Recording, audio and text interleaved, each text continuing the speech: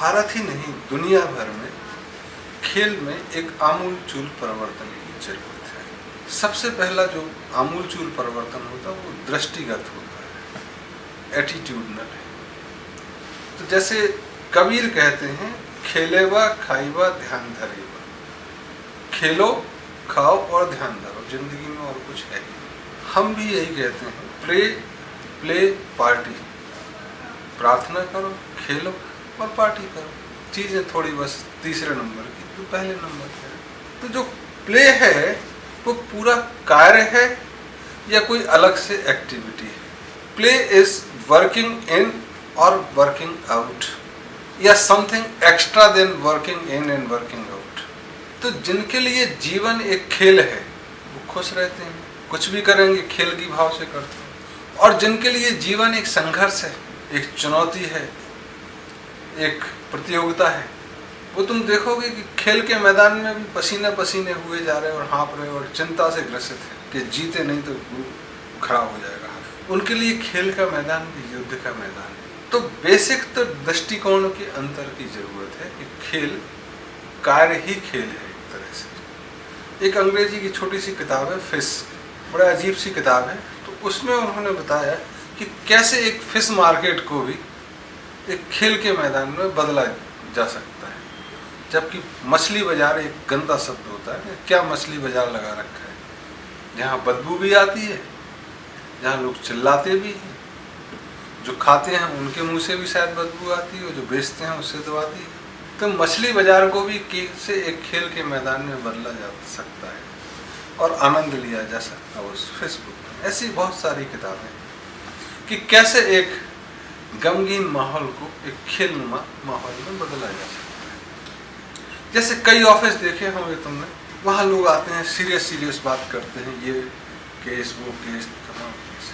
हम एक ऐसा इन्वेस्टिगेटिंग ऑफिस का भी नज़ारा देखे हैं कि वहाँ आते हैं और सबसे पहले मजाक में जोक ही हो जाता है और जोक में ही सारे काम हो जाते हैं, कोई टेंशन ही नहीं। तो जो सबसे ज़्यादा टेंशन वाला काम होता है वो भी हंस के हो जाता है कि जीवन एक खेल ही है, खेलते चलो, खाओ पियो मस्त रहो, सब अपना कर्म है खेल की तरह। और भारतीय संहिता में तो ये भी कहा गया है कि जीवन एक खेल है, माया है, खेलो खुल के खेलो, नो स्ट्रिंग अटैच्ड, तब आनंदमय जीवन।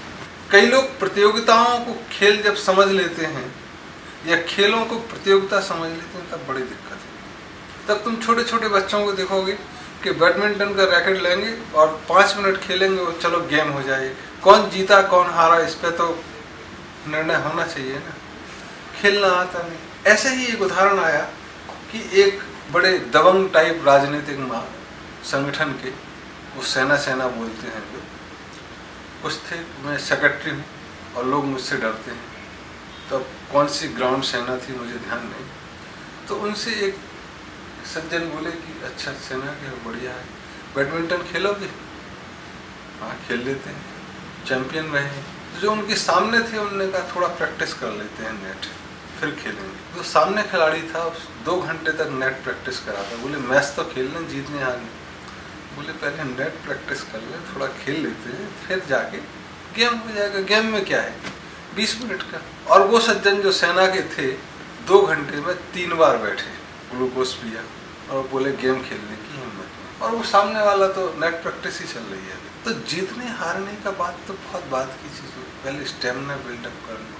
तो खेल का एक एटीट्यूडनल डिफरेंस है। दूसरा जो खेलों में बदलाव की ज़रूरत है, क्या बच्चों के लिए भी वही गेम और बुजुर्गों के लिए भी वही गेम?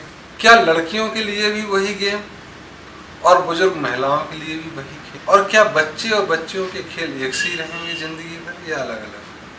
तीसरा जो आयाम है कि कौन सी उम्र में कौन से खेल अच्छे रहेंगे। चौथा जो आयाम है बदलने का कि खेल के पहले के खेल और खेल के बाद के खेल भी निर्धारित हों जिससे व्यक्ति का सेहत ठीक रहे। जिसको कहते हैं कि फुटबॉल खेलना है तो पहले दौड़ के आ जाओ 2-4 किलोमीटर, कसरत कर लो, और जब फुटबॉल खेल के आ जाओ तब थोड़ी जॉगिंग कर लो, नहीं तो पैर खराब हो जाए। तो four play and after play क्या हो गेम में, उस पर कोई चर्चा नहीं होती। फिर खाने के साथ कैसे आहार की जरूरत है, बोले खाना जब खेलो तो बहुत खाना चाहिए, तो बोले चेस खेल रहे थे और चिकन खा रहे थे, क्योंकि खेल के आ रहे हैं, थक गए, दिमाग पेट खराब हो गया। तो चिकन खाना है तो फुटबॉल खेलो तो बढ़िया है, चना भी खा लो, हॉकी खेलो तब भी, लेकिन चेस खेलो तो थोड़ा सा ही खाओ तो ठीक रहेगा। लूडो, ये सब खेल।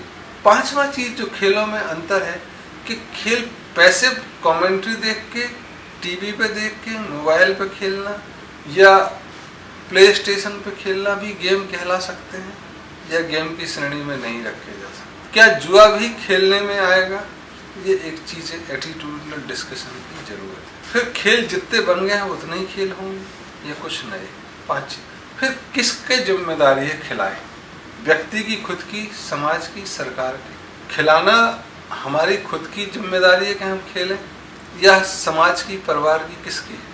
फिर किसको कौन सी फैसिलिटी प्रोवाइड करनी चाहिए? फिर फैसिलिटी कितने देर खुली रहे? क्या वो 24 घंटे खुली रह सकती है?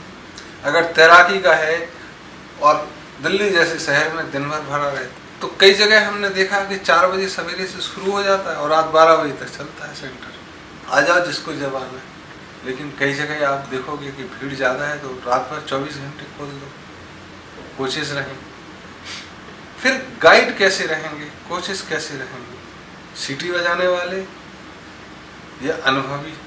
डिसिप्लिन कौन मेंटेन करे? ये बहुत सारी चीज़ें हैं जिस पर चर्चा हुई ही नहीं, जिस पर चर्चा की ज़रूरत है, जिस पर एक्शन की ज़रूरत चर्चा के बाद है। लेकिन कई हम एक्शन ले लेते हैं कि नहीं हम ओलंपिक कराएंगे जी, हम कॉमनवेल्थ गेम कराएंगे, और पता लगा कि स्कैम उभर के आ रहा, उसमें से खेल उभर के नहीं आया, उभर के आया वो स्कैम उभर के आया। जितने स्टेडियम बने वो सब दिल्ली में बन गए, पैसा देश भर का लगा, शान देश भर की गई, 20-25 जगह बना गए। तो खेल बार्सिलोना ओलंपिक की तरह कराना इंडिया में, ये मकसद टर्सरी होना चाहिए बाद का, जब आपके हर विलेज में, हर गांव में खेल की सुविधाएं हों। फिर खेल खेलना है तो क्या स्टेडियम ही चाहिए? ये अलग अलग जगह अलग अलग। और सबसे महत्वपूर्ण है कि क्या हम बच्चों को विकास के नाम पर खेलों से अवरुद्ध करके, बीच में खेलों से रोक के कि नहीं हम पढ़ा रहे हैं, क्या हम समाज का विकास ठीक कर रहे हैं? तो खेल मूलभूत में कितने जरूरी हैं, इस पे चर्चा, आम सहमति, रिसर्च की जरूरत।